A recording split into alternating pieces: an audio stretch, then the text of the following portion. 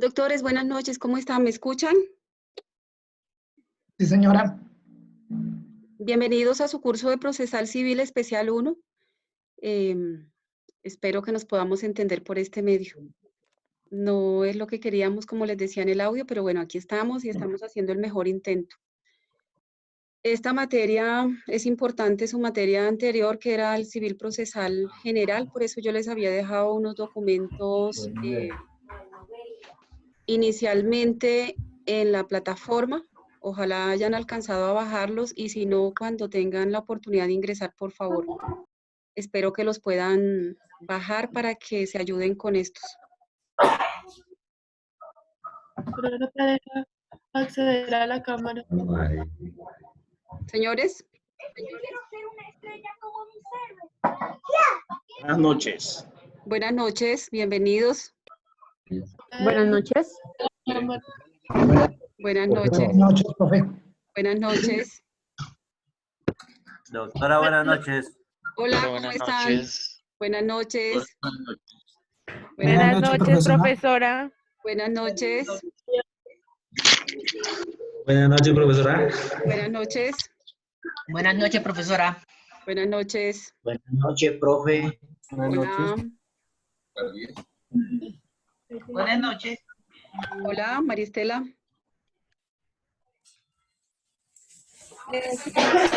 Sí me llaman. Esperemos unos 3 minutos que sigan ingresando sus compañeros. Dile que no te deja.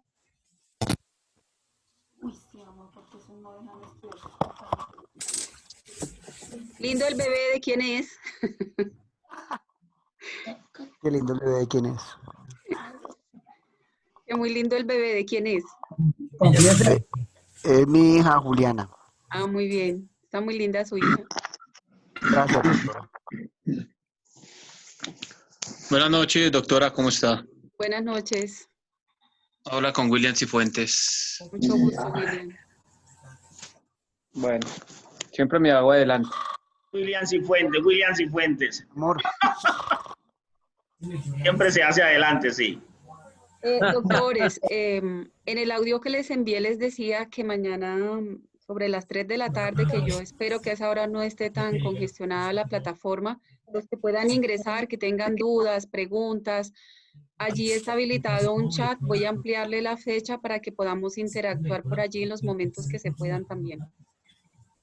Y voy a crear una ficha técnica para cada proceso para que por favor lo vayan diligenciando. Vamos a tener 3 parciales. Yo los había puesto en unas sesiones de la universidad, pero creo que no es posible por el colapso que tiene la plataforma, entonces me toca cambiar los horarios. Como hay un grupo de WhatsApp, por favor pónganse de acuerdo el día y la hora de los parciales, son 3. Los vamos a hacer todos virtuales. Entonces, toca ponernos de acuerdo en las fechas.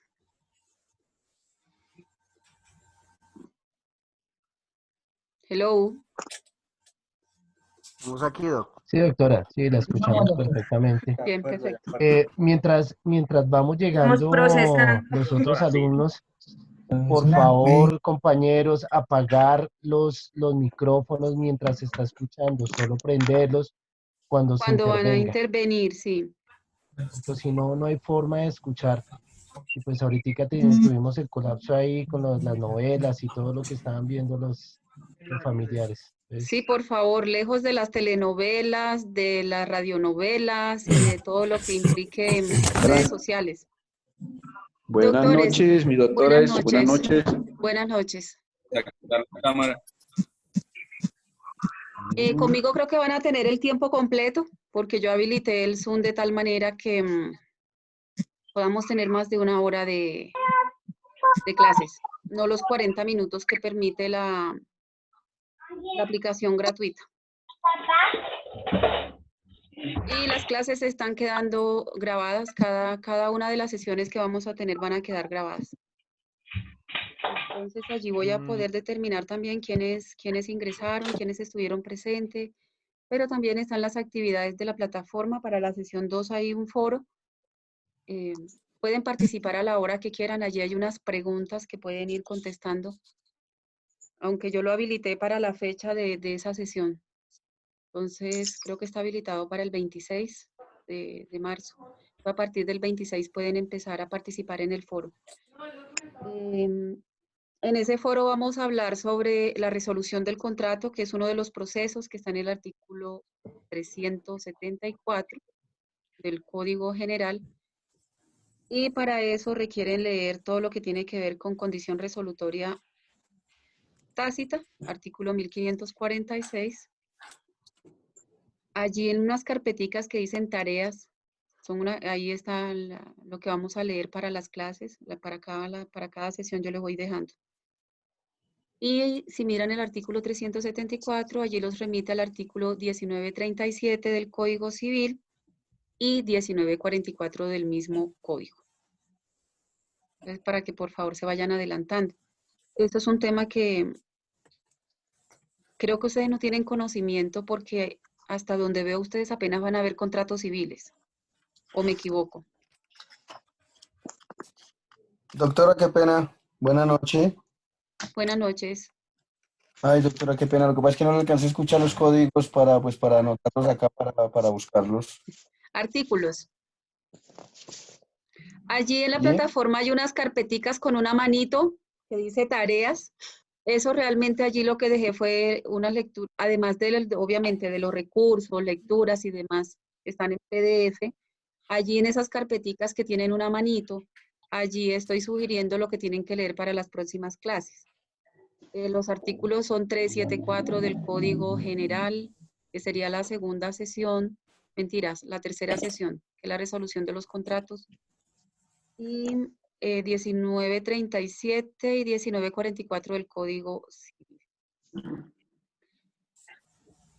Yo les preguntaba, ¿ustedes apenas están viendo contratos civiles ahorita? Sí, señora, correcto, apenas. Bueno, entonces para ese proceso de resolución de contratos necesariamente tenemos que saber lo que es la resolución de los contratos. Es una forma de distinguir los contratos para que por favor vayan buscando sobre eso. Adelantarnos, porque lo ideal es que hubiesen visto contratos civiles antes. Y bueno, creo que ya está la mayoría. Vamos a iniciar. Hay Permítame, 60 doctora, participantes. exactamente, doctora, qué pena le intervengo un momentico para los compañeros. Es importante que tengamos en cuenta, uno, nuevamente, y qué pena, reitero, el tema de los micrófonos, solo tenerlo abierto cuando se va a intervenir. Y si podemos colaborar apagando las cámaras también, y si las quieren prender cuando vayan a intervenir, perfecto, pero apáguenlas también porque eso permite, si están apagadas, permite que el video de la profesora sea más fluido. Entonces, es Perfecto. importante eso. Les agradecería a todos el micrófono y la cámara apagada mientras pues vemos a la profesora y se interviene y bueno, ya es más que entendido. Muchas gracias. Tranquilos que ya no tengo mucho que mirar porque tengo un trasnocho terrible con todo esto. Me tuve que salir a maquillar corriendo después de que después de que terminó esto, ya faltando como, mejor dicho, cuando se les envió la invitación, porque había intentado varias cosas. Bueno, etcétera. Entonces, empecemos con lo que nos compete, doctores. Vamos a ver Procesal Civil Especial 1. Vamos a trabajar a partir del artículo 368 del Código General del Proceso.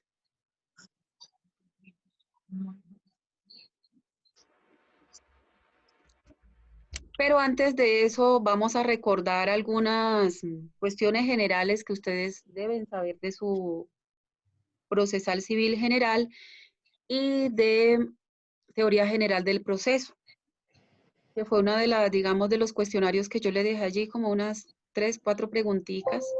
Inclusive les dejé una recomendación de leer la sentencia C029 del 95 de la Corte Constitucional, que ahí explica muy bien, es viejita, pero ahí la Corte explica muy bien lo que es el derecho procesal y lo que es el proceso, lo que es, digamos, la finalidad del derecho procesal. Entonces quiero escuchar a algún participante que me diga qué es el derecho procesal y cuál sería la finalidad del derecho procesal.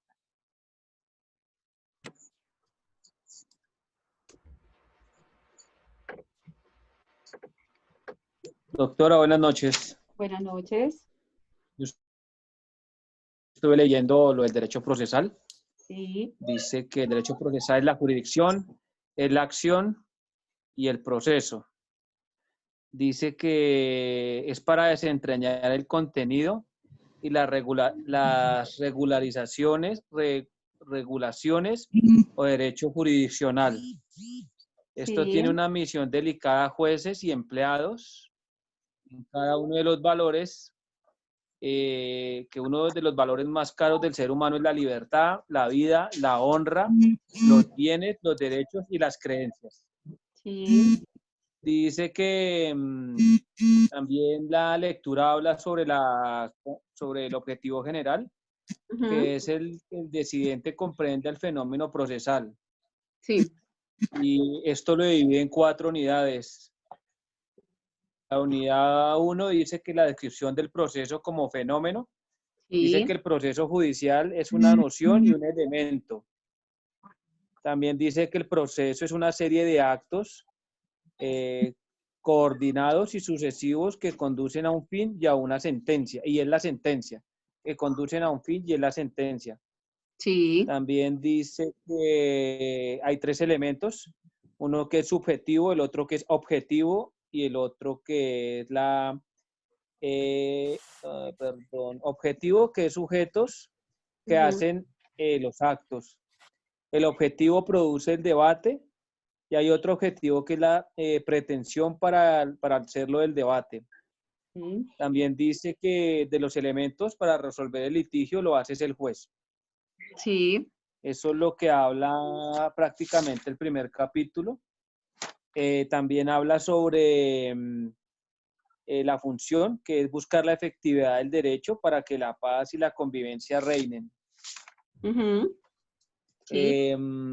También habla sobre el debido proceso, que está tipificado en el artículo 29 de la Constitución Política de Colombia. También habla sobre la sentencia 154 del 2004.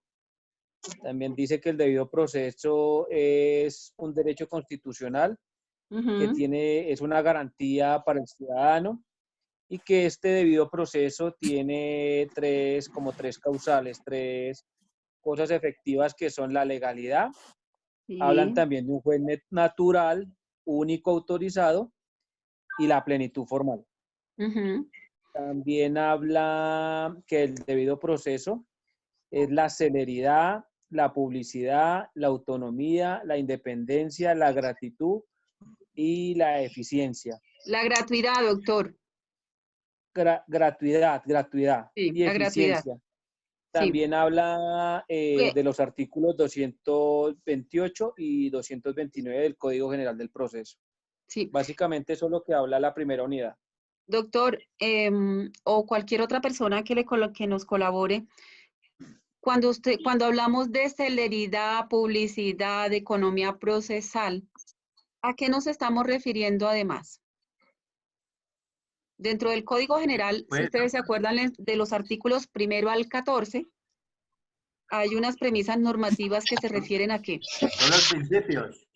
A los principios del derecho procesal, ¿cierto? A los principios del derecho procesal.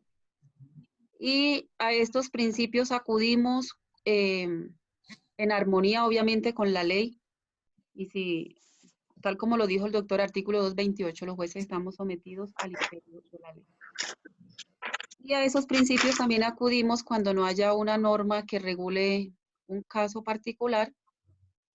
Y es necesario entonces, me está diciendo que mi conexión es inestable, pero bueno, ya parece que se estabilizó. Estoy trabajando con mis datos porque el internet de Claro está como grave. Y entonces a esos principios acudimos junto con la jurisprudencia, la doctrina y demás cuando no tenemos una norma que regule un caso y tampoco es posible hacerlo a través de una ley. Digamos que esas son nociones generales de derecho procesal. Era importante para mí que lo leyeran para que recordaran eso porque aquí lo vamos a necesitar. Y efectivamente el derecho procesal se refiere a normas procesales o normas de procedimiento. ¿Sí? Doctora, este otro concepto que dice que el derecho procesal es una rama del derecho público que influye al conjunto de actos mediante las que se constituye, desarrolla y determina la relación jurídica que se establece entre el juzgador, las partes y las demás personas intervinientes. Dicha relación jurídica tiene como finalidad dar solución al litigio planteado por las partes a través de una decisión del juzgador basado en los hechos afirmados y probados y en el derecho aplicable. Sí, así es. Así es, doctores. Y además de eso, digamos que la finalidad del derecho procesal es la de tener una función netamente instrumental. ¿A qué se refiere con eso? A que son los, digamos, los mecanismos, los instrumentos para materializar el derecho sustancial.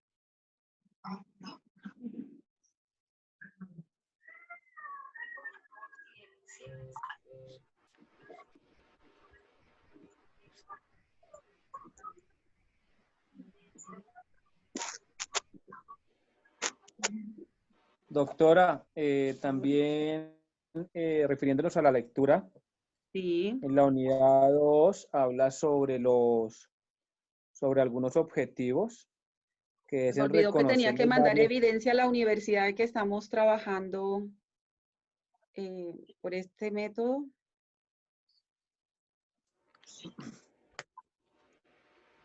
Ya lo escucho, doctor. Aló, sí, doctora, y para todos los doctores. En la unidad 2 habla sobre los objetivos de esta unidad es reconocer los varios tipos de sujetos que intervienen en el proceso judicial, sus características, su función, y empezando por la figura del juez. Habla sobre los elementos que son juez, las partes y los terceros. Sí. También habla algo sobre el juez. Dicen que es el tercero imparcial, está en una posición ajena de las partes y la jurisdicción y competencia son las de mayor envergadura en este punto. También habla sobre la jurisdicción y sobre la juris decideri, que es el decidir el derecho o quién tiene el derecho. Sí. También habla sobre una de las más aceptadas definiciones de la función pública y la administrativa de justicia, diferente a la administrativa y legislativa. Y ahí se desglosa todos los que son acto contencioso administrativo, lo contencioso administrativo que es la rama judicial, las jurisdicciones que son producidas en la rama jurisdiccional, encabezada por la Corte Suprema de Justicia. Y ahí se desglosan todas las ramas que de pronto no sé si mis compañeros se acuerdan. Eso lo vimos en primer semestre, creo. Teoría general del proceso, creo. Pedro Pablo. Básicamente la unidad 2 habla sobre eso, doctora, sobre las competencias. Sí, así es. Y los factores de competencia, sí, que ustedes deben tenerlos claro. ¿Por qué? Porque esos factores de competencia nos van a servir. Yo les voy a enviar unas fichas técnicas que ustedes tienen que diligenciar de cada uno de los procesos y para eso tienen que saber quién es el juez competente. Ustedes deben tener claro los factores de competencia, el territorial, el factor, el objetivo que es naturaleza del proceso y cuantía, el subjetivo que es calidad de las partes y el otro que es el factor territorial, que es artículo 28 del Código General del Proceso. Y cuantías para que vayan repasando. Doctora, disculpe, se te escucha. Profesora, buenas noches. Qué pena, es que se está cortando el audio. No sé si es únicamente para mí o para todos los compañeros. Para todos, sí, señora. Para todos. Sí, es para todos. Porque esto se salió, ya no se vayan a ir. Esperen un momentico. No sé por qué me está mostrando aquí algo del coronavirus. Eso no nos interesa en este momento.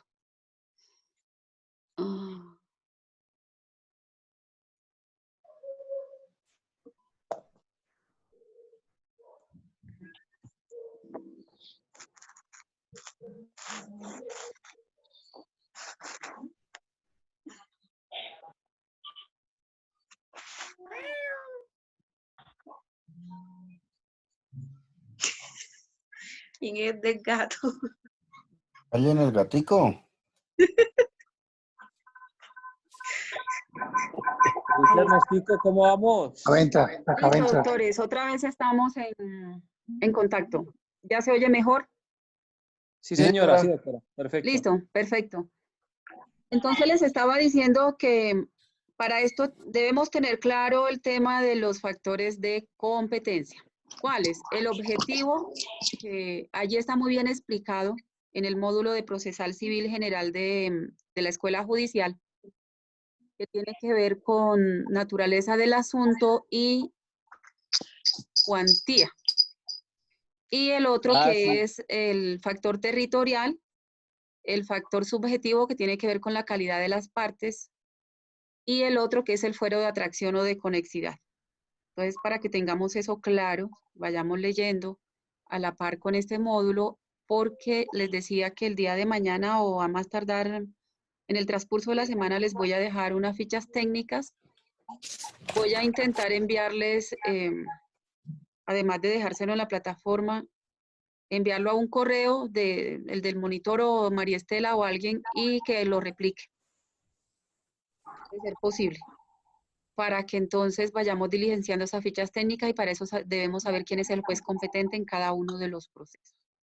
Factor cuantía, usted sabe que lo tienen en el artículo 25 del Código General del Proceso y 26. Y el factor territorial lo vamos a encontrar en el artículo 28. Allí nos explica claro lo que es el factor territorial. ¿Quién es el juez competente de acuerdo al territorio? En cada uno de los procesos. Bueno. Doctora, entonces, para concluir de acuerdo a esos factores, Sí. sería el factor cuantía y el factor territorial. Usted nos dictó otros dos factores. Sí, ¿Qué códigos están, doctora, el por favor? objetivo que está compuesto por la naturaleza del asunto y el factor cuantía. Y ese está en el artículo 25 y 26. La cuantía está en el 25 y 26. Y tenemos el factor territorial que está en el artículo 28 del Código General del Proceso. Sí.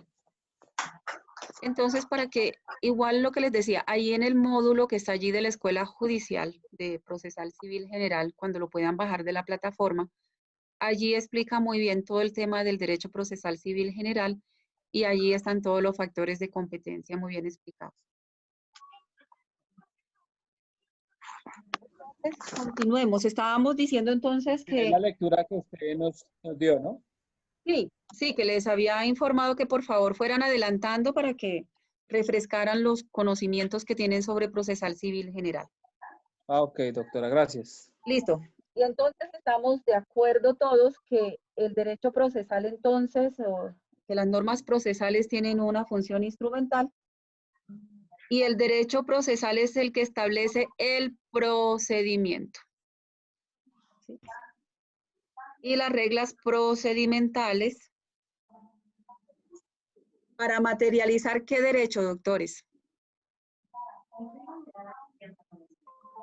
Acuérdense que hablamos de dos derechos. Un derecho que es procedimental. El sustancial, profe. El sustancial, perfecto.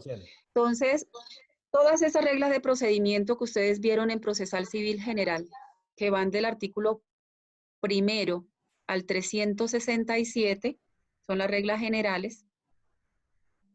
Y nosotros nos vamos a ocupar de la parte especial 1. Allí en el contenido programático están los procesos que vamos a ver y están en las sesiones de la plataforma cuando puedan ingresar. Ahí para cada proceso yo subí un video para que por favor los vayan mirando. Entonces, para eso son los procesos que vamos a ver para materializar el derecho sustancial que está consagrado en las normas sustantivas. ¿Cuáles? Código Civil, Código de Comercio, Código de Infancia y Adolescencia que tiene que ver con menores, niñas, niños y adolescentes. Y todas las demás normas sustanciales que regulan el derecho civil, sea civil puro, civil familia, el derecho comercial, derecho agrario. Entonces, para eso son estas reglas de procedimiento. Si ustedes miran el artículo primero del Código General del Proceso, allí dice claramente cuál es el objetivo del Código General del Proceso. Dice que es regular el procedimiento, valga la redundancia, en los procesos civiles, agrarios, de familia, comerciales y otras jurisdicciones que no tengan una regulación especial. Eso es lo que dice el artículo primero del Código General. Bueno, entonces ya sabemos para qué es el derecho procesal. ¿Qué es el derecho procesal? Es un conjunto de reglas, es un conjunto de normas que tienen una única finalidad y es materializar o hacer efectivo el derecho.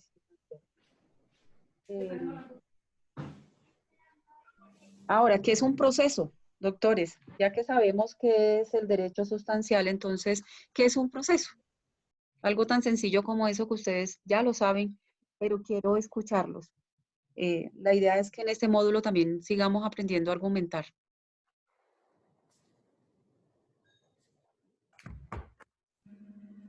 Doctora, un proceso es en donde dos partes, la activa y la pasiva, tratan de llegar a alguna conclusión donde la activa tiene el derecho y la pasiva tiene la obligación ante un juez de acuerdo a las pretensiones que tenga para reclamar algún derecho. Así es, así es. También lo podemos definir como sucesión de fases jurídicas. El que quiera, por favor, tomar nota. Proceso es una sucesión de fases jurídicas.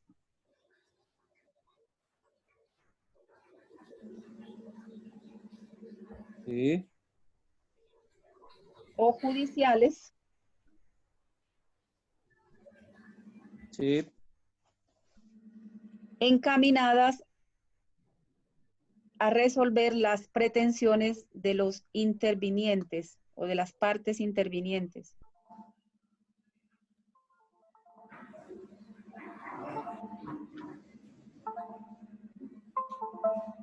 Cuyo conocimiento está atribuido a la jurisdicción civil, en este caso, familia, comercial, agraria. Doctora, qué pena, encaminadas a resolverlas. Pretensiones de las partes intervinientes.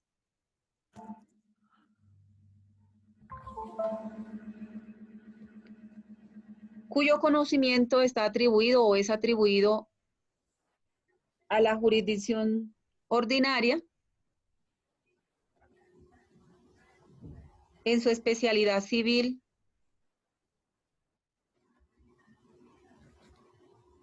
familia, comercial, agraria y demás que no tengan una regulación especial. Acuérdense que todos los códigos nos remiten en algún momento al Código Civil y al Código General del Proceso en este caso. ¿Por qué hablo de las pretensiones de las partes intervinientes? Porque independientemente de que sea la parte demandante o, bueno, aquí estoy explicando, si quieres tomar nota rapidito. ¿Por qué hablo de pretensiones? Porque en un litigio hay varias partes intervinientes, está la parte demandada, está el demandante, puede haber un llamado en garantía. Ustedes ya saben quién es el llamado en garantía o qué es el llamamiento en garantía. Puede haber un llamamiento del poseedor o tenedor, cualquiera una de las figuras que están desde el artículo 60 y siguientes del Código General del Proceso.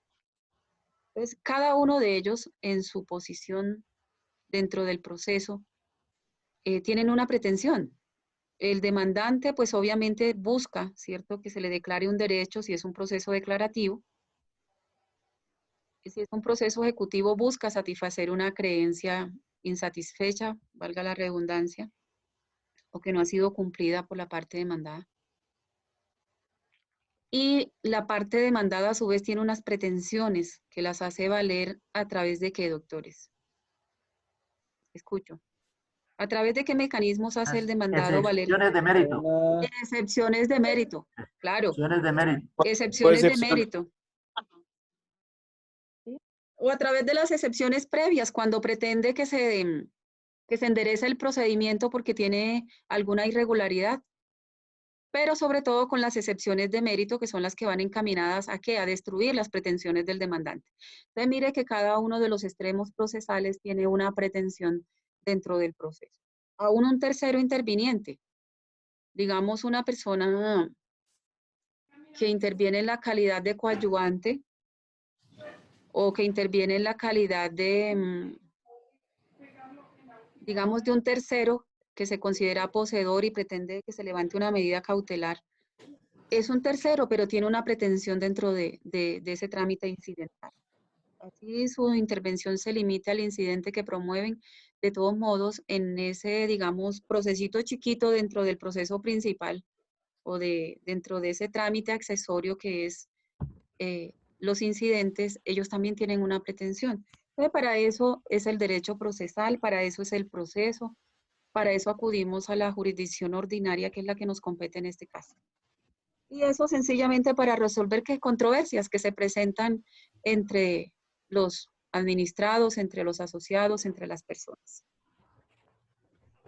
Bueno, doctores, entonces ya sabemos que el objeto del proceso y digamos, de los procedimientos es la efectividad de los derechos reconocidos por la ley sustancial. Eso ya estamos claros. Los procesos tienen una división. Hay una división que ustedes son afortunados porque esa división de los procesos se redujo con el Código General del Proceso, inclusive desde la Ley 1395 de 2010, se redujo esa clasificación de los procesos.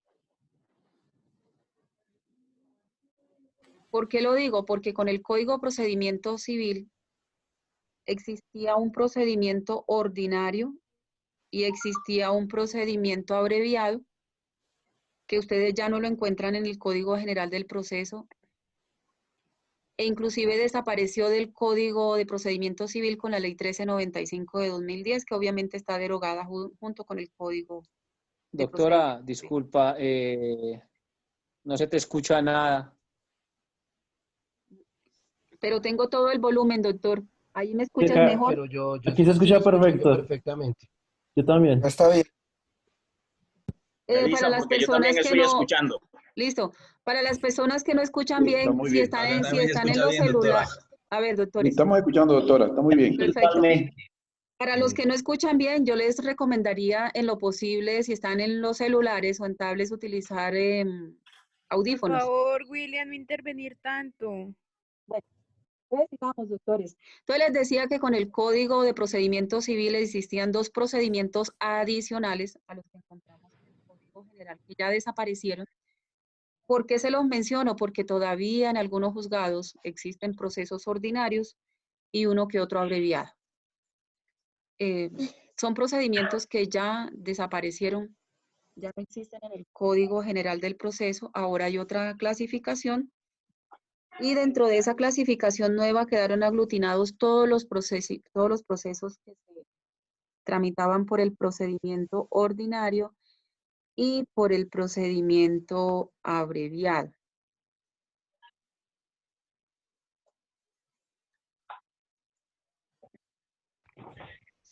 Tengo que subir unos archivos porque por aquí no puedo acceder a ellos, que se los quería compartir. Sin embargo, allí en la plataforma hay un PDF que se llama Clasificación de los Procesos. ¿Cómo se encuentran clasificados los procesos en este momento? No sé si alguien alcanzó a ver ese PDF. Verbal sumario. Sí. No. Sí, empecemos que, digamos que existen procesos que se llaman declarativos, también llamados de conocimiento.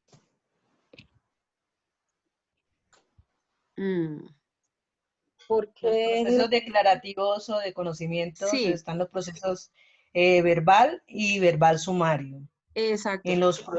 Hay otro también, procesos declarativos especiales. Sí. Que están los de expropiación, deslinde y amojonamiento, divisorio y monitorio. Sí. Están los procesos también ejecutivos. Sí. Los procesos de liquidación. Sí. Proceso de jurisdicción voluntaria. Sí. Y los procesos arbitrales. Sí. Dentro del PDF que yo tengo no puse los arbitrales, pero sí están regulados por una ley distinta al Código General, pero están dentro de la jurisdicción que le compete al derecho civil. Y hay otros que son, de los cuales habla el doctor Ramiro Bejarano en uno de sus videos, que son los procesos cautelares, que son unos Sí, procesos, procesos cautelares. sí, que son diferentes a las medidas cautelares en los procesos civiles y en los procesos, perdón, en los ejecutivos y en los declarativos.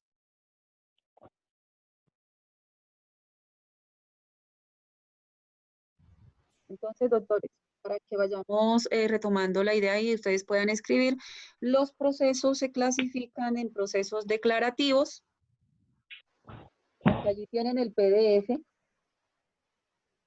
Estos procesos declarativos a su vez se clasifican en verbales,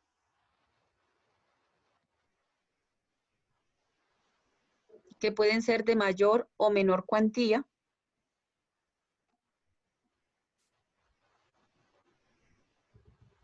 Y también tenemos los verbales sumarios.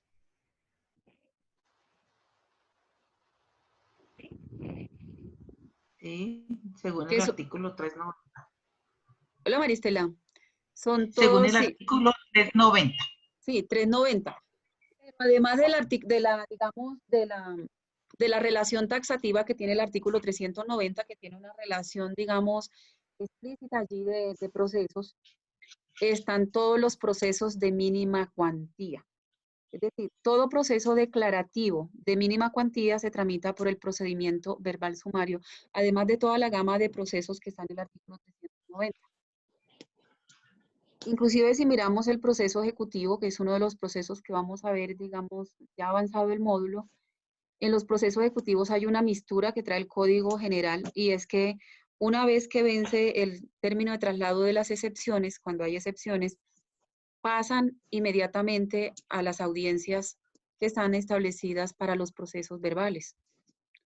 Entonces, digamos que para ustedes es importante, interesante, fácil el procedimiento en este momento porque esas audiencias se aplican casi que a todos los procesos.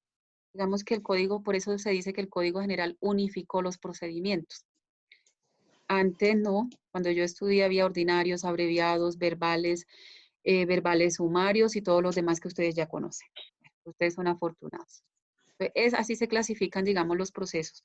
Los declarativos, verbales de menor y mayor cuantía y verbales sumarios, que aglutinan los del artículo 390 y todos los demás procesos declarativos de mínima cuantía. Luego vamos Doctora, a encontrar, aquí, señor. doctora, Señor. aquí acabé de acabé de abrir la clasificación.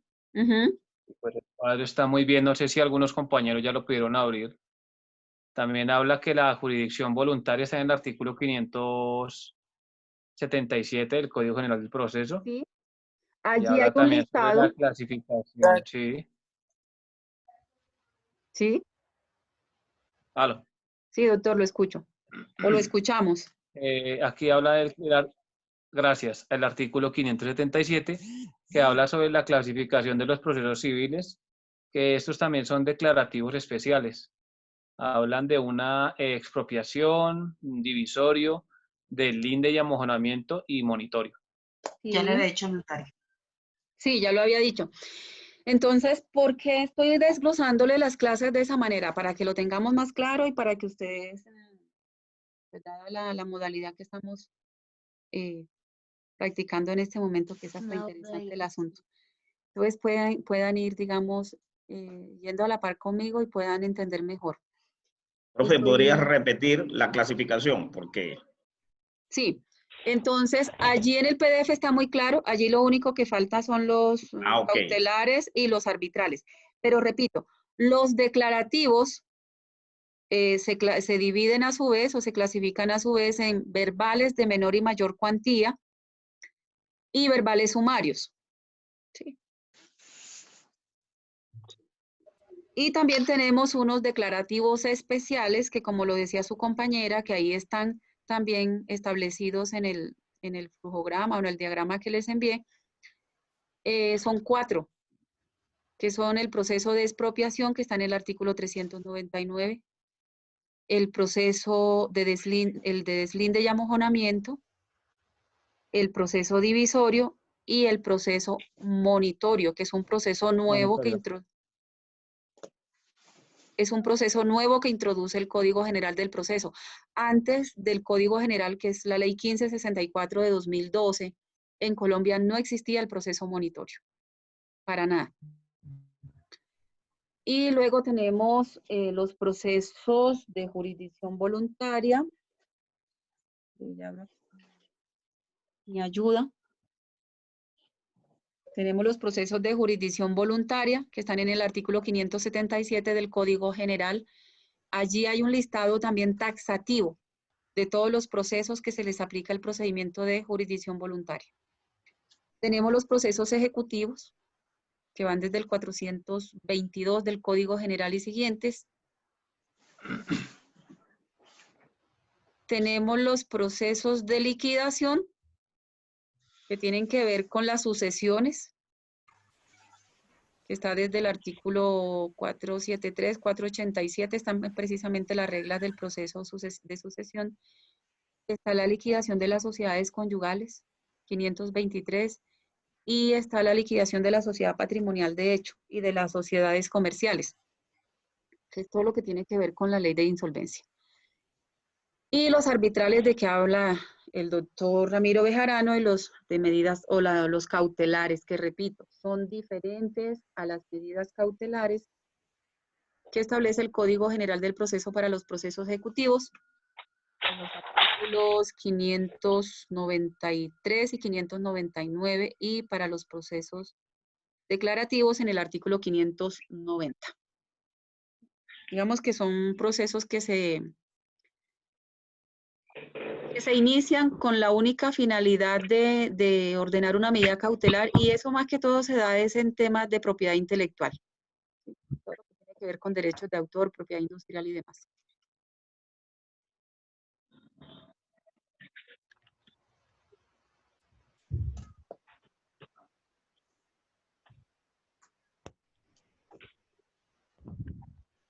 Ahora, doctores,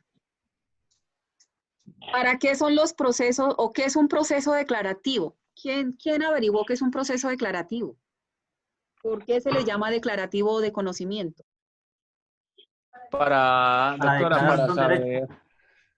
saber que se busca adelantar para hacer el reconocimiento de algún derecho. Entonces, el proceso declarativo es precisamente todo el trámite para llegar a declarar que se ha reconocido en favor de alguna de las partes intervinientes un derecho que están alegando.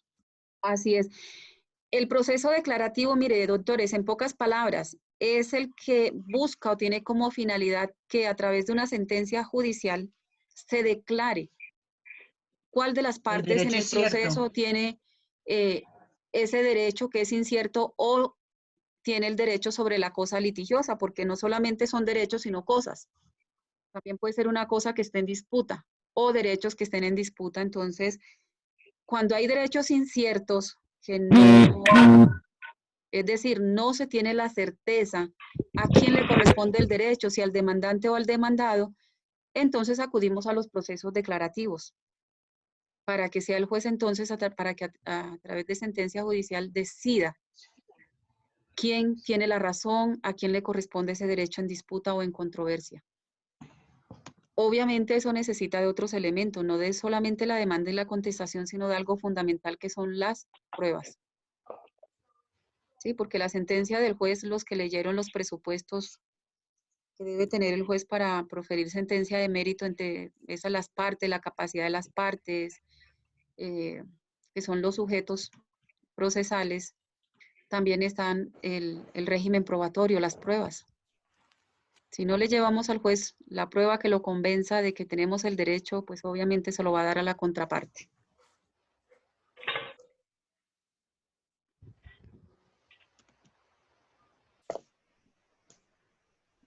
Eso en cuanto a los procesos declarativos. Ahora, y eso abarca los verbales, abarca los verbales sumarios y los declarativos especiales. Todos esos. Si ustedes miran en un proceso de resolución de contratos, la resolución es una forma de extinguir los contratos cuando hay un incumplimiento de una de las partes.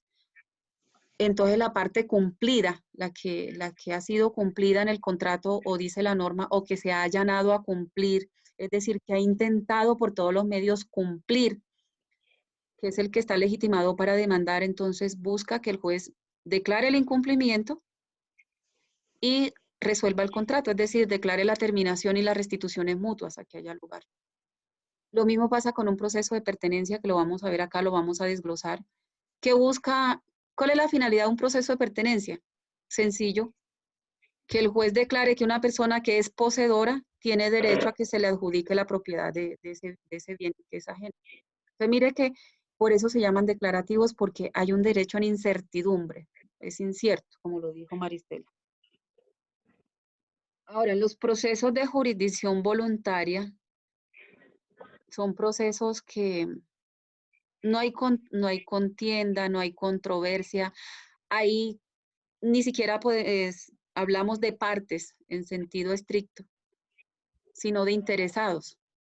Por ejemplo, en un proceso de divorcio de mutuo consentimiento, ahí no hay controversia, no hay enfrentamiento entre las partes, entonces se somete al procedimiento de jurisdicción voluntaria cuando es de mutuo acuerdo. Una declaración de ausencia, una declaración de muerte presuntiva por desaparecimiento. Lo que antes llamábamos proceso de interdicción, que ya dejó de existir como tal y ahora se llama asignación de apoyos judiciales especiales. Entonces, esos procesos se ritúan por el proceso de jurisdicción voluntaria y esa es la razón. No hay contienda, no hay litigio, no hay controversia. Entonces, se les aplica ese trámite. En cuanto al proceso ejecutivo, ¿para qué vamos a un proceso ejecutivo, doctores? A ver, los que se están durmiendo, ¿para qué es el proceso ejecutivo? Despierten, muchachos, despierten. Para que nos den la obligación de dar, hacer o no hacer. Bueno. Cuando vamos por platica. Cuando tenemos un derecho adquirido. Cierto. Cierto. Claro. Mire que es lo contrapuesto a los procesos declarativos. Proceso ejecutivo es completamente contrapuesto al proceso declarativo. Porque el proceso declarativo, miren que hay un derecho incierto. Derecho ejecutivo, proceso ejecutivo, si nos vamos al artículo 422, es cuando la persona tiene un derecho que es cierto. Y es tan cierto que está respaldado en un documento que tiene unas características especiales. ¿Cuál? Obligación clara, expresa, exigible. ¿Sí? Entonces, el proceso ejecutivo lo que busca es satisfacer una obligación incumplida, pero que está representada en un documento de esta naturaleza. Para eso es el proceso ejecutivo. Y que puede contener lo que dijo allá la doctora, obligaciones de hacer, dar, hacer o no hacer. Obligaciones de dar, como pagar sumas de dinero, hacer, es ejecutar alguna acción como suscribir un documento, hacer un traspaso de vehículo, por ejemplo. Y de no hacer, que implica prohibición, restricción. Entonces, ustedes van a encontrar ejecutivos de dar, ejecutivos de hacer, ejecutivos de no hacer. Lo que se busca es eso, satisfacer un derecho que es cierto, una creencia, un crédito, que es cierto que tiene un respaldo documental. Los procesos de liquidación, como su nombre lo indica. Me dice que voy muy rápido.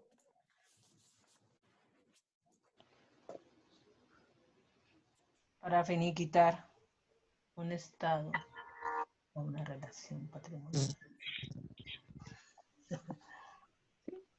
Entonces, repito, los procesos ejecutivos, que también se llaman de coerción o compulsivos, tienen como objetivo hacer efectiva una obligación, ¿sí? Cierta, que proviene de un título ejecutivo o está respaldada en un título ejecutivo. Pues yo hablo aquí de obligación, pero también podemos hablar de acreencia, porque para el demandante, el acreedor es una acreencia, es un crédito, es un derecho. Para el deudor, correlativamente, es una obligación. Profe, qué pena. ¿Tiene el objetivo de qué? Perdón, que se entrecortó. De hacer efectiva una obligación o una creencia que es cierta, que proviene de un título ejecutivo o está respaldada en un documento llamado título ejecutivo. Gracias, profe. Vale.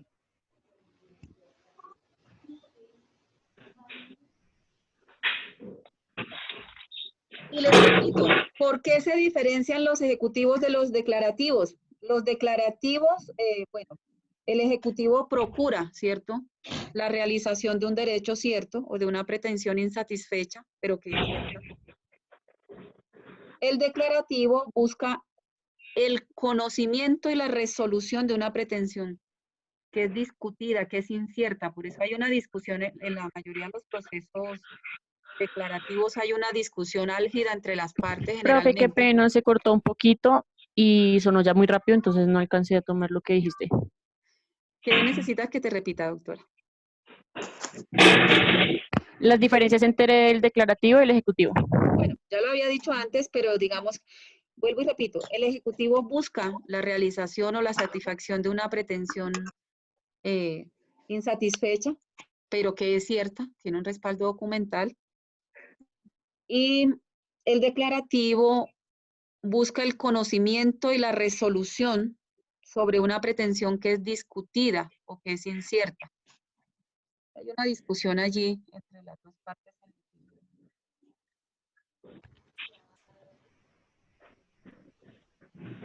Y estábamos en los procesos de liquidación. ¿Quién me ayuda con los de liquidación?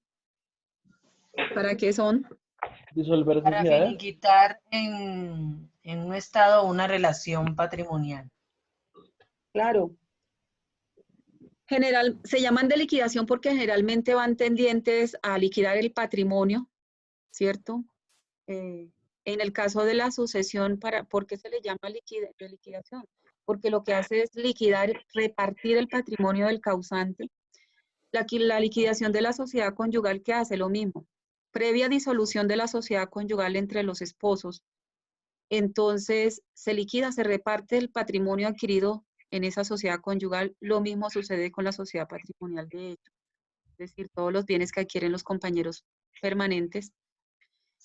Y en las sociedades, pues se busca también repartir el patrimonio de esas sociedades cuando la liquidación es voluntaria entre los socios, obviamente, y previo pago, y obviamente eso va de la mano con el pago de las acreencias que tenga la sociedad. Y cuando es a través de proceso concursal, ¿para qué vamos al proceso de liquidación, doctores? Para que se liquide. Para hacer una liquidación de una sociedad comercial. Sí, Pues, pero ¿con qué finalidad? con el fin de garantizar que los acreedores dentro de ese proceso de liquidación no vayan a ser defraudados y pueda ser, digamos, repartidas las utilidades de una manera mucho más organizada y como respetando una parte de los derechos que tienen los acreedores. La prelación de créditos. ¿Sí? ¿Se acuerdan de la prelación de créditos en su módulo de obligaciones? Entonces la liquidación forzosa de las sociedades y que ahora también existe para el patrimonio de las personas naturales no comerciantes, artículo 531 del Código General. Eso es lo que busca una liquidación forzosa de un patrimonio, sea de una persona jurídica, de un comerciante o de una persona natural no comerciante. Es como su nombre lo indica, liquidar el patrimonio para que a través de este se pueda satisfacer los créditos pendientes y eso respetando la prelación de créditos que establece el artículo 2488 y siguientes del Código Civil. ¿Quiere que le dé una mala noticia? No queremos malas noticias, por favor. Pues ya quiero la cuenta de todos. Solo buenas noticias. Cerrar el micrófono. Mierda, no voy a poder dormir. Por favor, no es tan difícil apagar el micrófono. Entonces, esos procesos de liquidación generalmente, bueno, recaen sobre una universalidad o conjunto de bienes o derechos. Si ustedes miran las sucesiones, es una universalidad de bienes y derechos. Si miramos la sociedad conyugal, es una universalidad de bienes y derechos. La sociedad patrimonial, de hecho, entre compañeros permanentes, lo mismo. Las sociedades, lo mismo, ¿sí? Son un conjunto de bienes que...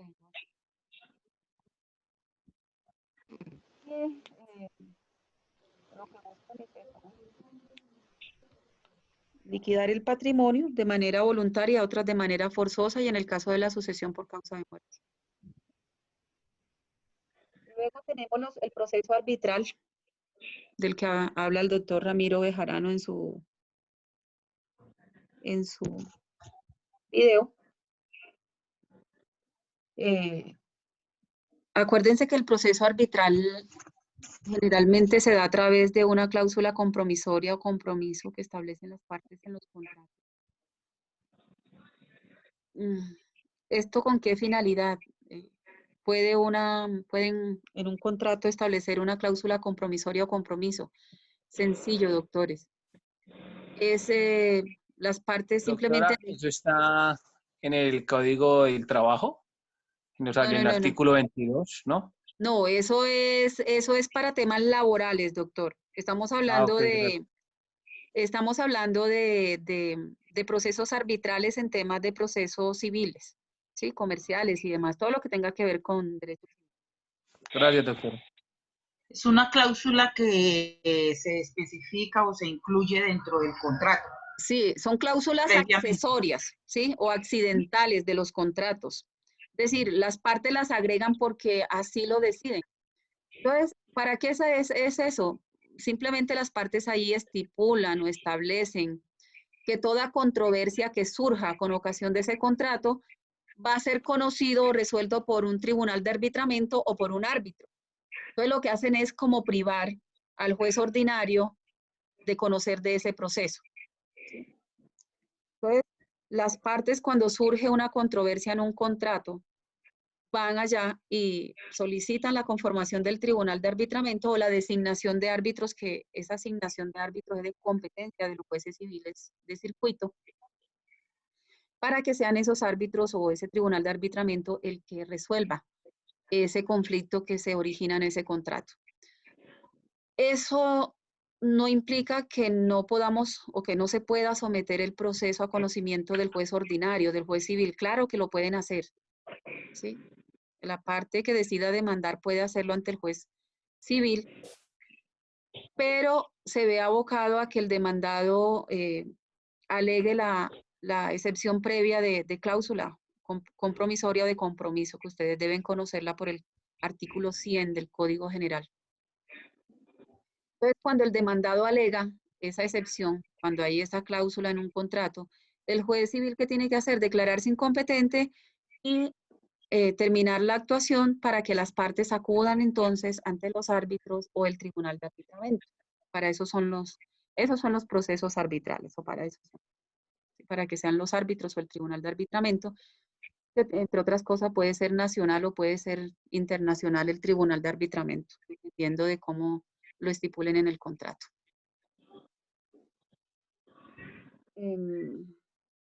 Entonces, no se les olvide ustedes que van a ver contratos, eso es una cláusula accidental dentro de los contratos, porque son agregadas por las partes, quienes deciden que todo conflicto, controversia, disputa que surja en la ejecución de ese contrato, lo va a conocer los árbitros o el tribunal de arbitramiento. Y privan al juez civil de competencia. Pero, repito, si la parte que demanda decide presentarlo ante el juez civil, ante la jurisdicción ordinaria, el juez civil no puede rechazar de plano la demanda, ni siquiera la puede inadmitir. Por esa razón, ojo, por esa razón, por la cláusula compromisoria o el compromiso.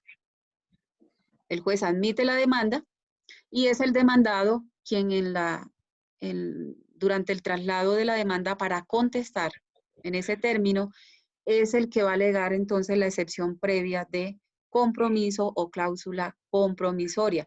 Es allí donde el juez se puede declarar incompetente, termina la actuación, si ustedes miran el trámite del artículo 101 del Código General, y para que las partes entonces vayan allá al Tribunal de Arbitramiento con esa cláusula. Accidental, ojo. Ahorita que van a ver contratos con el doctor, él les va a explicar que hay cláusulas de la esencia de los contratos, es decir, no pueden faltar en los contratos. Hay cláusulas que son de la naturaleza de los contratos, así no se escriban, pertenecen a ese contrato, se entienden ahí. Una de esas es la condición resolutoria, que les tengo que explicar en la próxima sesión, en la tercera sesión, para que entiendan de qué trata el proceso de resolución. Luego tenemos los procesos cautelares, también llamados de aseguramiento.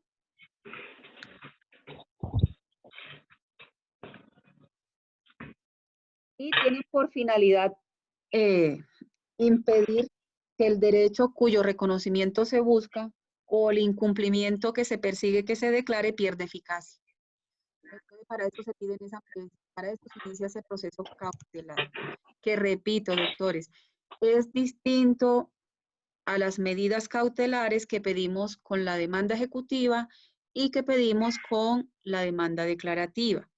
Para los procesos ejecutivos existen unas medidas cautelares taxativas en el artículo 593 y 599 del Código General.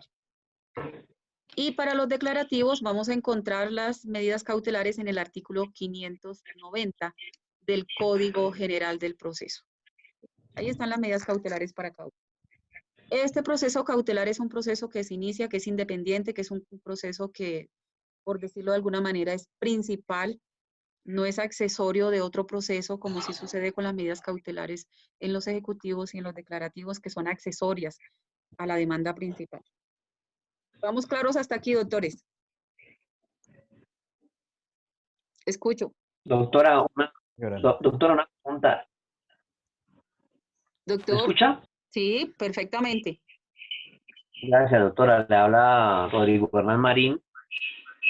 No me quedó claro lo de los procesos cautelares. No sé si me lo puede repetir. Doctor, los procesos cautelares, ¿para qué es una medida cautelar? Una medida cautelar busca, ¿cierto?, asegurar el cumplimiento de un derecho reconocido o busca también que digamos que ese incumplimiento que se pretende que se declare no pierda eficacia. Entonces, para eso iniciamos, como por ejemplo en los procesos de propiedad industrial, de derechos de autor, hay unas medidas que se inician con el fin de asegurar ese derecho previo a la iniciación de cualquier otro proceso, ¿sí? Sea de derechos de autor o digamos que primero se inicia la cautela o se solicita la cautela. Entonces, para eso son, digamos que son procesos que son raros, poco se ven, o por lo menos en los juzgados civiles es poco ver este tipo de procesos. Pero pues yo se los explico, de pronto en su ejercicio profesional se encuentran con uno de estos procesos. Y repito, son diferentes a las medidas cautelares que se piden con la demanda ejecutiva y con las demandas de los procesos declarativos, con la demanda declarativa. Y repito, si ustedes miran el artículo 599, 593 del Código General, tiene unas medidas cautelares que son taxativas para los procesos ejecutivos. Hay otras que son taxativas para los procesos de familia. Y el artículo 590 establece un listado de medidas cautelares exclusivos para los procesos declarativos. Repito, artículo 590. Ahora sí, doctor, ¿estamos claros? Sí, sí, señora, muchas gracias, doctor. Con eso terminaríamos de explicar la clasificación general de los procesos. Sin embargo, allí tienen las ayuditas, hay un video inclusive donde el doctor Ramiro Bejarano explica esta clasificación que yo les estoy explicando. Entonces se pueden reforzar esta clase con ese video y con el PDF que allí está. Allí no incluí los arbitrales y no incluí los cautelares, pero les repito, estoy armando unas diapositivas que les voy a también a dejar allí para ampliar esta clase.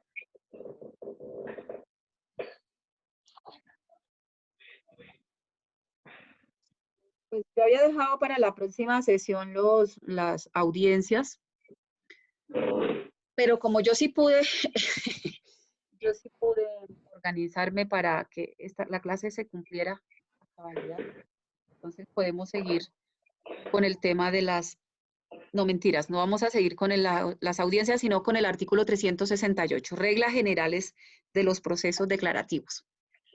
Esa sería el tema que sigue. Las reglas generales para los procesos declarativos. Entonces, los que tengan el código, por favor, vamos al artículo 368.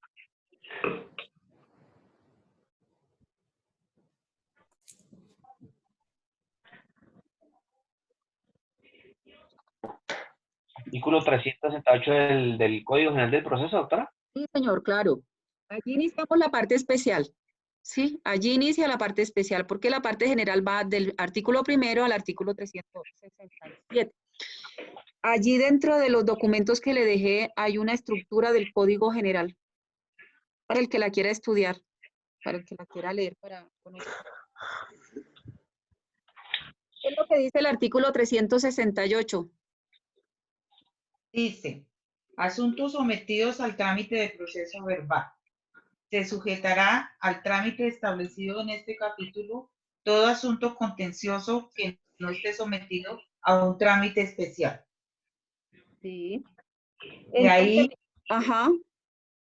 Hay un cuadro que yo les voy a sacar una foto y se la envío al grupo que dice, registren en el siguiente cuadro las normas que regulan los distintos asuntos declarativos. Y empieza, clasificación de los procesos declarativos, proceso verbal, resolución de compra-venta, y ahí sucesivamente. Yo les voy a enviar el cuadro para que...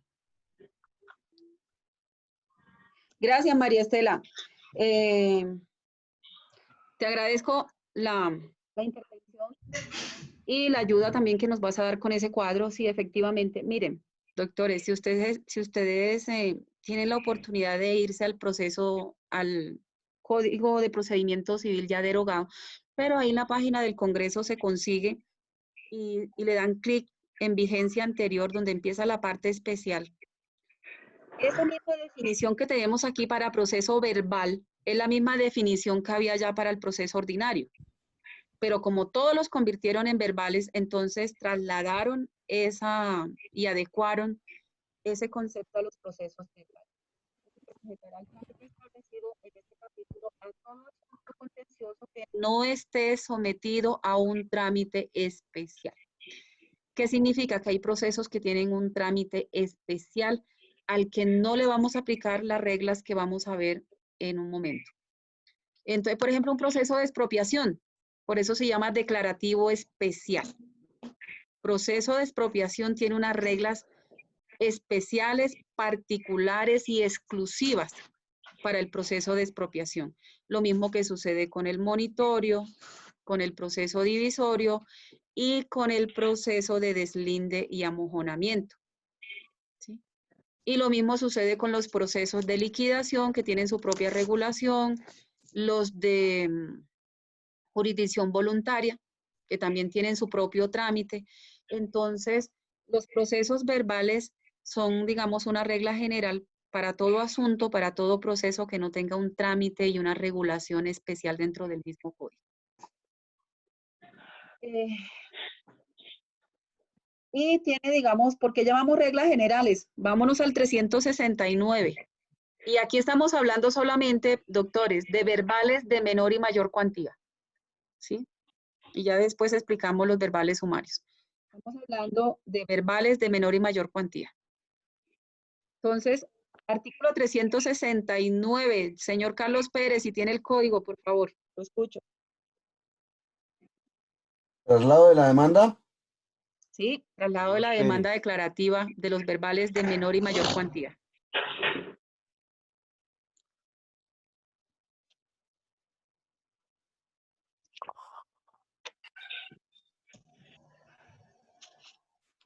Yo se lo leo rápidamente. Admitida la demanda, se correrá traslado al demandado por el término de 20 días. Sí. Claro. Miren que eso aplica para todos los procesos que se le aplica el procedimiento verbal de menor y mayor cuantía.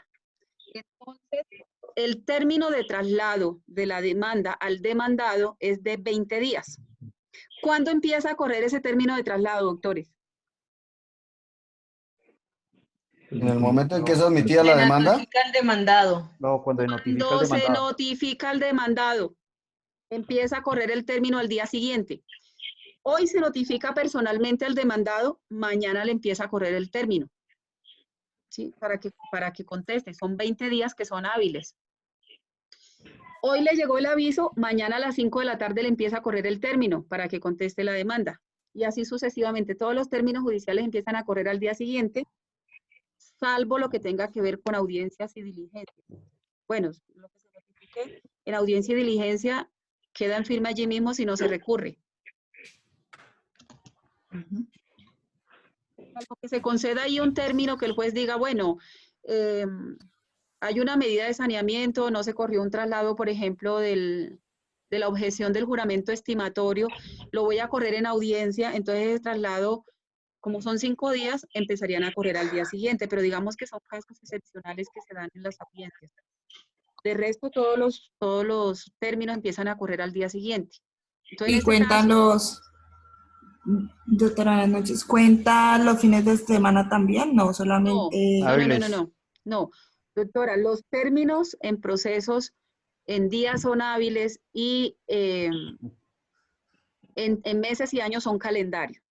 Siempre que se hable de días, son días hábiles, salvo que la norma establezca que son calendarios, por ejemplo, en la factura cambiaria de venta, allí establece un término de 30 días para el vencimiento de la factura y esos días son calendarios porque la misma ley 731 lo dice. Pero acá para los procesos, todos los términos que son en días, doctora, son días hábiles. Todos son hábiles. Entonces, al día siguiente que se notifica el demandado, empieza a correrle el término de traslado. ¿Cómo se hace el traslado de la demanda al demandado, doctores? A ver, ¿quién me dice?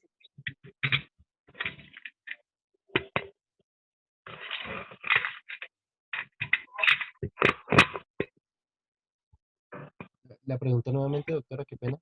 ¿Cómo se hace el traslado de la demanda al demandado? ¿En qué consiste? ¿Cómo se hace?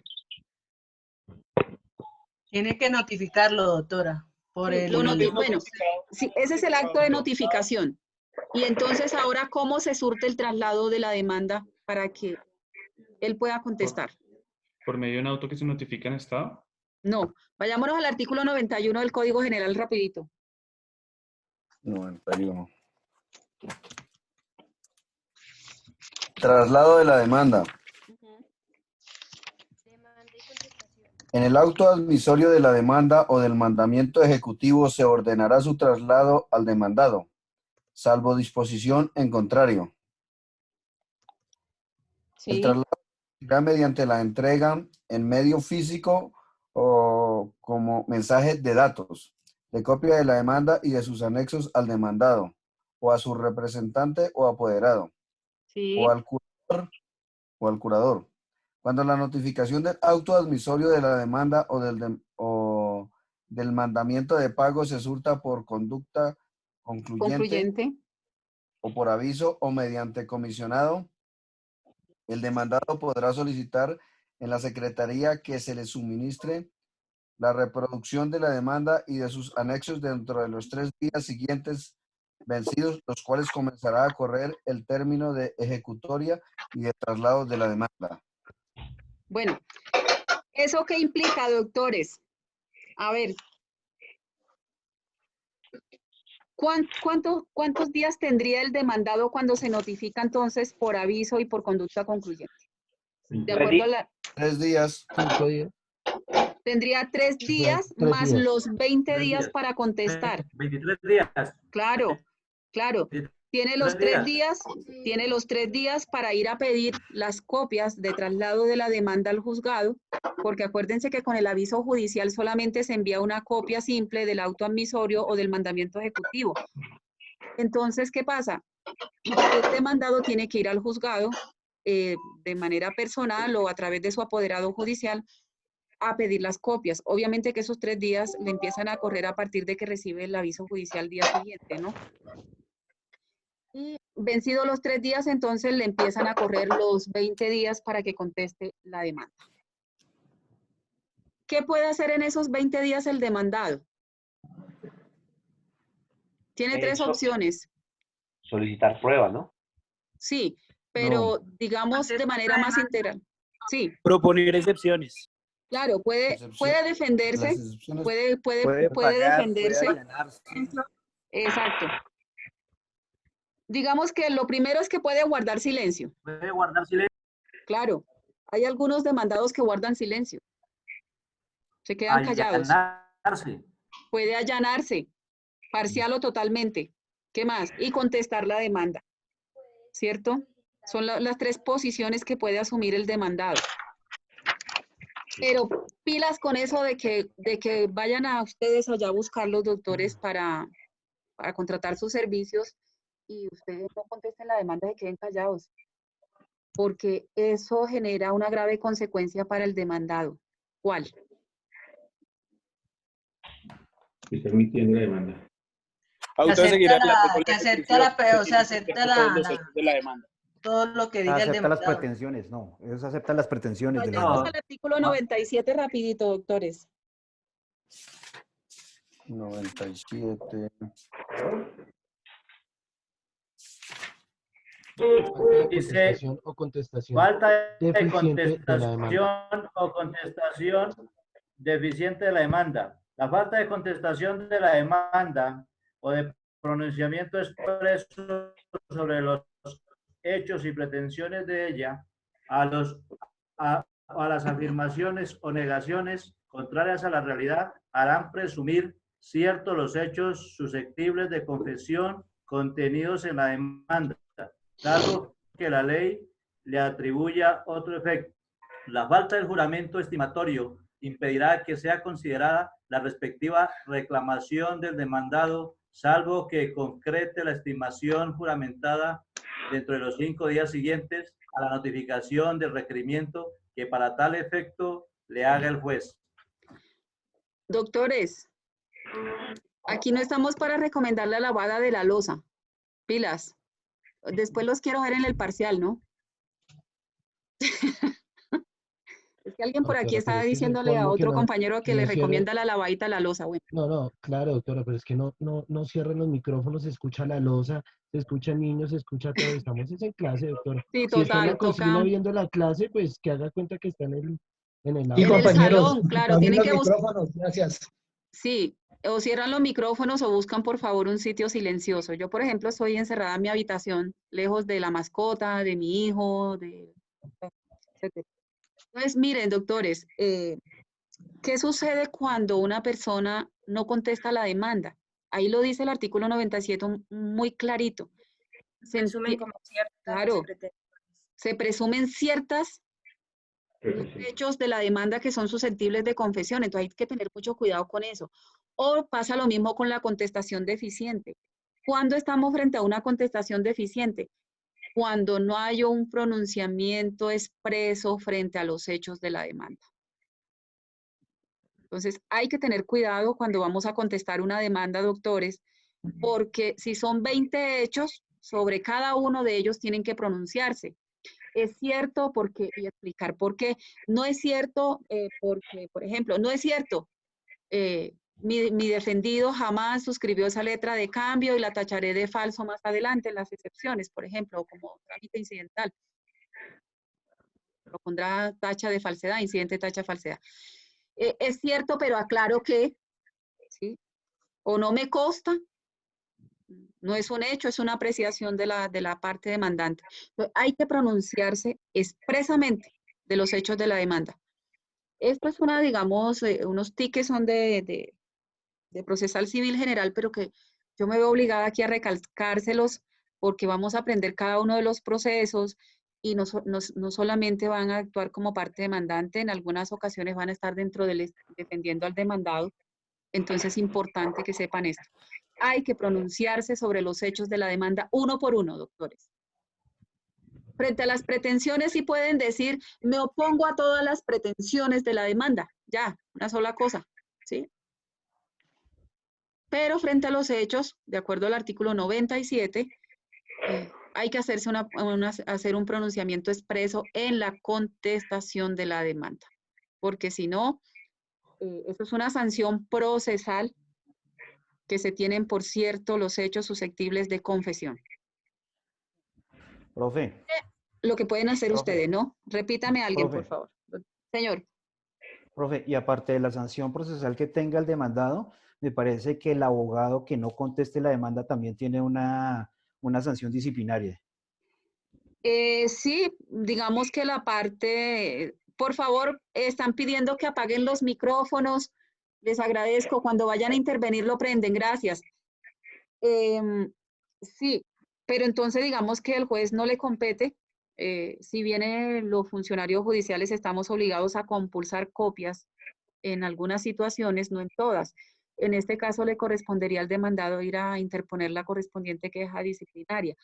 Ya cuando es un curador designado por el juzgado y este se notifica y no contesta la demanda, yo creería que el juez está en la obligación de compulsarle copias porque está dejando a esa persona que no ha podido ir directamente al proceso o de manera personal al proceso porque no hay una dirección donde notificarlo, la dirección está errada, etcétera, o sea, ya se trasladó y entonces se le designa ese defensor de oficio, porque así lo dice el Código General. Perdón, y este no cumple con la labor de su defensa, pues hay que compulsarle copias. Listo. Básicamente sería negligencia del abogado. Claro, totalmente, totalmente. Entonces, eso es lo que tiene que hacer usted, digamos, en ese traslado de la demanda. Puede proponer excepciones previas, puede proponer excepciones de mérito. Como son procesos declarativos que en su mayoría, ojo, hay unos que no admiten demanda de reconvención, pero la mayoría sí. Se puede proponer demanda de reconvención por el demandado. Se puede solicitar la integración del litisconsorcio necesario cuando hay litisconsorcio necesario. Por vía de excepción previa, ojo.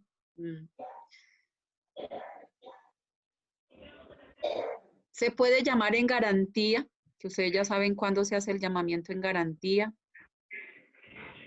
Y así sucesivamente, digamos que eso es lo que se tiene que hacer en los 20 días que tenemos para contestar la demanda. Y obviamente solicitar las pruebas, ¿no? Para aportar y solicitar pruebas. Doctores, hay pruebas que no se las podemos pedir al juez porque son improcedentes. Por ejemplo, documentos que pueden ser adquiridos por ustedes o por la parte directamente a través de derecho de petición. Si no le acreditamos al juez que ya lo intentamos directamente, que ya formulamos el derecho de petición, pero que no nos contestaron o nos negaron el documento, ahí sí, entonces le pedimos al juez que oficie. Miren el artículo 173 del Código General, creo que es en la parte final. Me voy a ausentar 2 minutos, que no traje agüita y estoy como... Mientras buscan el artículo 173.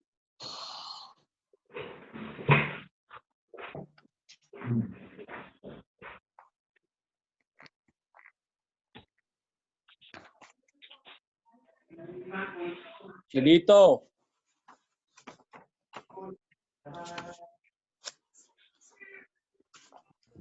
Señor. ¿Cómo vamos? ¿Vale o no va a leer? Chilito, Chilito, ¿cómo van los besos, Chilito? ¿Muchos besos? Tamañanation. Tamañanation, ¿dónde anda? No haga nation, porque vamos a estudiar. Tamañanation. Pórtese en B. ¿Dónde anda Tamañanation? Tambobation. ¿Es que el gato se va y los ratones hacen fiesta? Siguen así los saco para que se los coma el coronavirus. Bueno. Pues promiscuo, ¿dónde está? Oiga, paisano, ¿y usted qué? ¿Cómo va la vaina? Los voy a sacar para que se los coma el coronavirus. Ahora, ¿qué es esa amenaza tan maluca? ¿Se da cuenta, doctora? Esa gente es terrible, doctora. Que iban a llamar a lista. No viene a que la doctora y Ya casi te vamos a acabar, doctores. ¿Doctora va a llamar a lista? Sí. Ya ahorita la traigo, la dejé por allá. Aquí estoy. El artículo Uy, 170. William, usted sí. William, pídale permiso para ir al baño. 173, doctores. Oportunidades Dice, doctora. el inciso segundo. ¿Las pruebas practicadas, doctora? No, donde dice en la providencia que resuelva. Mire que hay un punto después, dice que hayan aportado. ¿Sí? El juez se abstendrá de ordenar la práctica de las pruebas que directamente o por medio de derecho de petición hubiera podido conseguir la parte que la solicite, salvo la petición no hubiese sido atendida, lo que deberá acreditarse sumariamente. Exacto. Entonces hay que tener cuidado con esa clase de pruebas que debemos aportar en la demanda o con la contestación de la demanda. Lo otro es el dictamen pericial. Ustedes que en su procesal civil general deben acordarse que en este momento con las reglas del Código General, la parte demandante o la parte demandada que se quiera servir de un dictamen pericial debe aportarlo con la demanda o con la contestación, o si no, digamos, no tuvo tiempo de que le rindieran su dictamen pericial como prueba que requiere dentro del proceso, puede anunciarlo en la demanda o puede anunciarlo en la contestación, pero ojo, que debe aportarlo a más tardar dentro de los 10 días siguientes. Esto lo vamos a encontrar en el artículo 226 del Código General o 227. Dice 227, ¿sí? Del Código General. Joana, por favor, ¿lo puedes leer?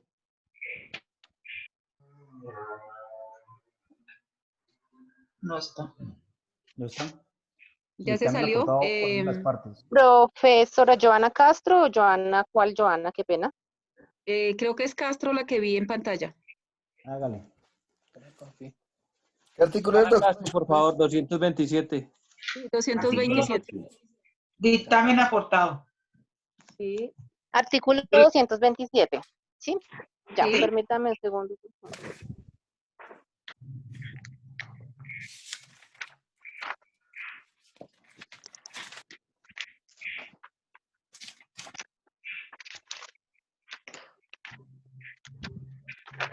Artículo 227, dictamen aportado por una de las partes. La parte que pretenda valerse de un dictamen pericial deberá aportarlo en la respectiva oportunidad para pedir pruebas. Cuando el término previsto sea insuficiente para aportar el dictamen, la parte interesada podrá anunciarlo en el escrito respectivo y deberá aportarlo dentro del término que el juez conceda, que en ningún caso podrá ser inferior a 10 días. En este evento, el juez hará los requerimientos pertinentes a las partes y terceros que deban colaborar con la práctica de la prueba. El dictamen deberá ser emitido por institución o profesional especializado. Entonces, miren que también con el dictamen pericial hay que tener cuidado de no irle a decir al juez, señor juez, decréteme un dictamen pericial. No se lo va a decretar y le va a decir, usted debió aportarlo conforme a las reglas del artículo 227 del Código General del Proceso. Entonces, miren todo lo que debemos tener presente cuando vamos a incoar una demanda, sea ejecutiva, declarativa o digamos dentro de la clasificación que acabamos de ver. Y la posición que debe asumir el demandado en ese término de traslado de los 20 días que estamos hablando del artículo 369 del Código General del Proceso. Ese término, doctores, de 20 días, repito, es para todos los procesos verbales de menor y mayor cuantía. El demandado tiene un término de 20 días para contestar la demanda. Y hago una aclaración. En la mayoría de estos procesos, las excepciones previas, tenemos los 20 días para interponerlas, pero hay otros procesos que la norma dice taxativamente que los hechos que constituyan excepciones previas deberán interponerse como recurso de reposición contra el auto admisorio de la demanda. Si la norma me está diciendo que debo interponerlo como recurso de reposición, ¿cuántos días tengo para interponer la excepción previa? 10 días. 3. 3 días. 3 días. ¿Por qué? Porque los recursos de reposición se interponen dentro de los 3 días a que se notifica el demandado o que se notifica una providencia escrita. Entonces, si la norma me está diciendo, creo que en el proceso de servidumbres es una de las que tiene esa regla. Sé que el proceso divisorio, que es un declarativo especial, tiene esa regla. Vayámonos al proceso divisorio, ahí lo dice clarito. 7, si no estoy mal. No, doctora, disculpe. 407 del proceso divisorio.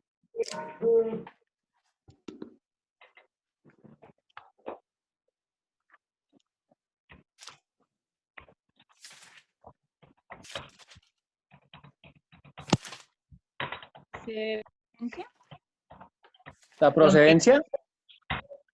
No, ya les digo, dice 409. 409, el segundo inciso.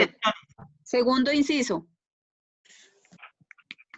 Los motivos que configuren excepciones previas se deberán alegar por medio del recurso de reposición contra el auto admisorio de la demanda. Hasta ahí. Entonces, miren que no en todos los procesos tenemos los 20 días para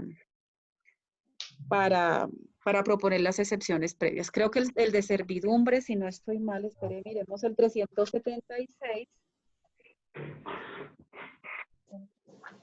Okay.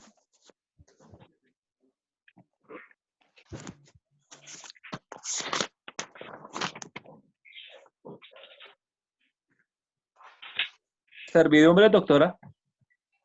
Sí, pero no creo que en este caso no.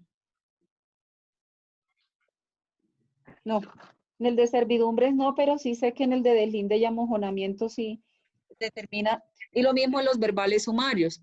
En los verbales sumarios, que el término de traslado es de 10 días, no nos vamos a gastar los 10 días para proponer las excepciones previas, sino que tenemos 3 días porque se debe hacer mediante recursos de reposición. Voy haciendo estas aclaraciones a la medida que vayamos avanzando para que nunca se les vaya a olvidar que no en todos los procesos vamos a agotar todo el término para proponer excepciones previas. Las de mérito sí las podemos proponer el último día inclusive, ¿sí? Pero las previas debemos tener cuidado porque hay procesos donde nos da, por ejemplo, resolución de contratos, pertenencia, entrega del tradente al adquirente, pago por consignación. En eso nos dan los 20 días, cuando es de menor o mayor cuantía. En el proceso de restitución de inmueble arrendado, también los hechos que constituyan excepciones previas se deben alegar mediante recurso de reposición contra el auto admisorio de la demanda, y ese es un proceso que se tramita por el procedimiento verbal, dependiendo la cuantía. Entonces, para que tengan en cuenta estas aclaraciones. Voy a buscar la lista, teniendo en cuenta que son las 9:37, paso lista, nos desconectamos. Creo que ha sido un éxito esta clase. Me voy feliz, después de mucho estrés. Listo, doctora, gracias a usted. Yo estoy como de 19. De 100. De 101 yo. Buen día del padre.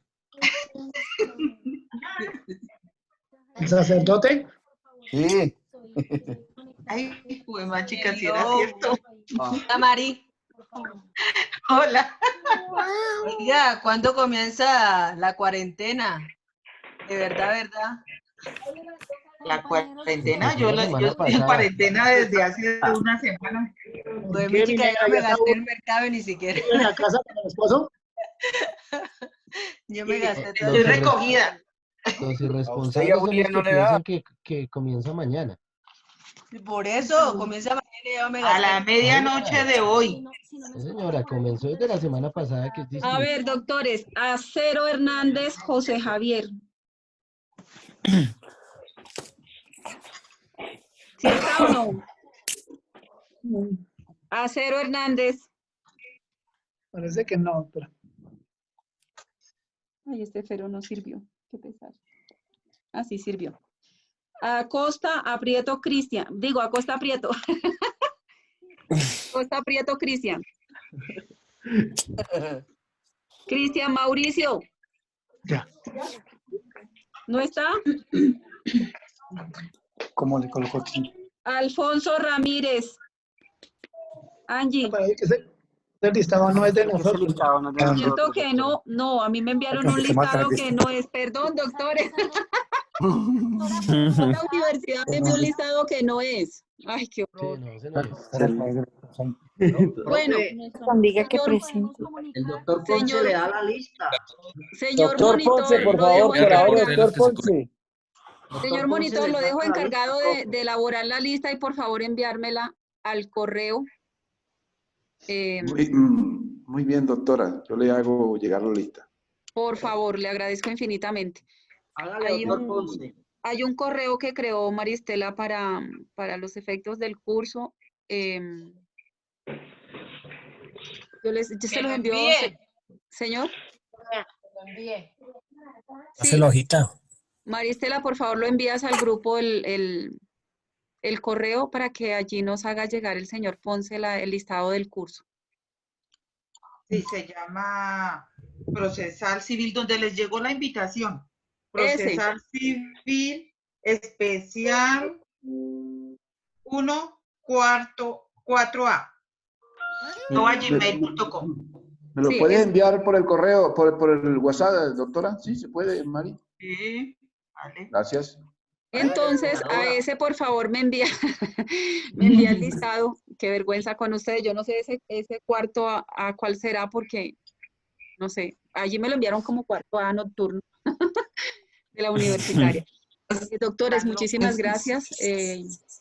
Me siento complacida con esta clase. Su intervención interesante. Mañana en el transcurso del día, por favor, veamos el tema de las audiencias para irnos adelantando. Pero antes de las audiencias vamos a leer el procedimiento que está en el artículo 391 del Código General del Registro. Y leer el artículo 370 y 371. Repito, 370, 371 y 391. Para mañana. Para mañana. Y ahí está el video que tiene Tarea. ahí. Sí. Allí hay un video que pueden ver que habla de los procesos verbales y de los procesos verbales sumarios, dice reglas generales. Allí les va a servir también para que se respalde esta clase de hoy y de mañana. Doctores, muchísimas gracias, que tengan buena noche. No se salgan todavía, que voy a tomarle foto para que la universidad vea hasta qué horas estuvimos conectados. Buenas noches. Gracias, doctora. Buenas noches. Hola, Rubia. Doctora, pero no todos Hola, Rubia. 391. No importa. Ahora todo el tiempo tomarse foto. Hola, Rubia. No importa, pero ahí me muestra cuántos están. Todavía hay conectados 66, habían conmigo 69 personas, que me parece súper. Gracias, profesora. Entonces, aquí vamos. Doctora, ¿por qué se salió del video para que saliera allí? Doctor, ya quedó usted. ¡La foto! ¡Tiene virus! Ay, no, cállese esos ojos. Lucia William no le da. No, pues el otro acostado. Hola, negra. Hola, Nelly Nisperusa. Ya estoy cerrando la clase a las 9:42 de la noche. Ingresamos a las 8 puntos. Ha sido un éxito. Ahí tengo la grabación. Hola, compañeros. Doctora, gracias. La mañanation. La mañanation. Adiós, guapa. Adiós, rubia. Chelito, ¿qué pasó con los besos? Ole, ¿a quién le dice usted rubia? Adiós, Shakira. Hasta mañana. Doctores, que descansen. Ya la sesión de mañana ya está creada. A las 8 en punto. Profe. Perfecto. profe. Chao. Adiós. Chao. Chao. Gracias. Compañeros, gracias. A ustedes. Gracias, profe. Buenas noches. A ustedes, que tengan buena noche, que descansen. Gracias, doctora. Gracias, profe. Buenas noches. Vale. Buenas noches. Gracias, profe. Y por Estoy favor, bien. sin lavar tanta losa, ¿no? Eso es el padre. Bueno, es posible que esté lavando los platos. Señor Ponce, por favor, me anota ahí. Eugenio Mora. Eugenio Mora, anótelo ahí, De todas por favor. maneras, en el audio, en el video, el video queda grabado. Que yo también estuve. Ponce, yo vine. Profe, una pregunta para ingresar mañana nuevamente sería el mismo usuario y la misma contraseña. Sí, creo que sí. No, creo que es Bueno, otra. Ponce me notas a mí también. Yo verifico mañana, pero igual ya pueden entrar a alguna cosa. Yo les envío el pantallazo al grupo de la clave y de la extensión del curso. Bueno. ¿Cómo acceder a la Bueno, clase listo, grabada? María Estela, gracias, chao, adiós. Chao, profe. Profe, ¿cómo podemos acceder a la clase grabada? Señora. Doctora, que si la clase queda grabada, ¿la puede subir a la plataforma o algún lado donde la podamos volver a ver para los que empezamos mal, doctora? Pues me toca mirar a ver porque creo que el video que queda es bastante pesado. Yo le di para que quedara lo tengo que buscar porque digamos que le di la opción para que quedara grabado en mi computador, no en la nube porque es como más dispendioso buscar allá. Entonces yo lo reviso y miro cómo se los hago llegar. Gracias, doctora, gracias. Gracias. William. La mañanation.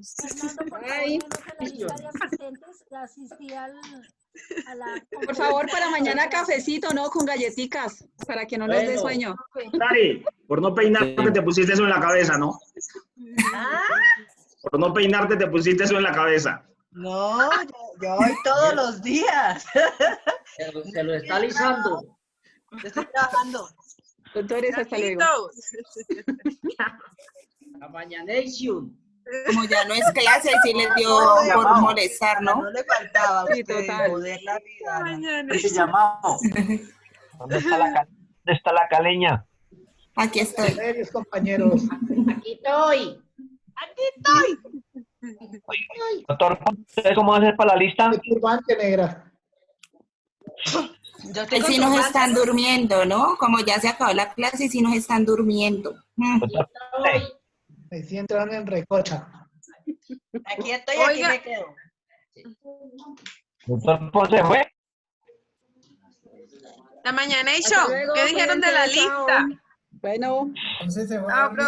profe. Yo quiero saber si van a llamar a lista. No, señor, porque no la ¡Que tengo. no! Ay, ya. empieza la noche. Terco. Ya, de todas maneras, váyase a allí dormir.